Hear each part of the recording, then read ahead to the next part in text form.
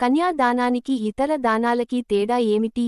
గ్రహదోష నివారణలకు దానం చేస్తారు. పుణ్యాలు రావాలని దానాలు చేస్తారు. పుట్టినరోజు సమయాలలో, సంతోష సమయాలలోనూ దానాలు చేస్తారు. అత్యధిక లాభాలార్జించినప్పుడు చేస్తారు. రకరకాల సందర్భాలలో దానాలు చెయ్యడం పరిపాటి. అయితే మరి కన్యాదానం చెయ్యడానికి ఇతర దానాలకి తేడా ఉంది.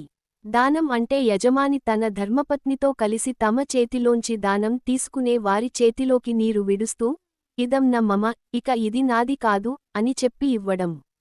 ఇదే ధారా దత్తం అంటే. ఇక ఆ వస్తువుతో దానం చేసినవారికి ఎటువంటి సంబంధమూ ఉండదు. కాని కన్యాదానం చేసేటప్పుడు వధువు తండ్రి, న మమ అనడు, అనకూడదు.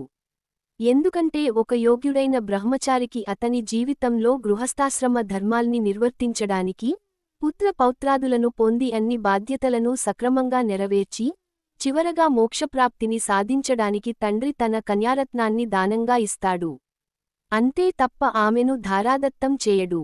కన్యాదానం చేసిన తల్లిదండ్రులకు ఆమె యోగక్షేమాలు విచారించే అన్ని అధికారాలు ఉంటాయి. మెట్టినింటికి పంపినంత మాత్రాన స్త్రీ తన పుట్టినింటికి పరాయిది గాని చుట్టం గాని కాదు. పుట్టినింటిలో ఆమె స్థానం కన్యాదానం వల్ల మారదు. మిగతా దానాలు చేస్తే ఆ చేసిన వాటి మీద మనకు హక్కు ఉండదు. కాని కన్యాదానం చేస్తే ఆ కన్యపైన సర్వహక్కులు కలిగి ఉండటమే కన్యాదానానికి మిగతా దానాలకి తేడా.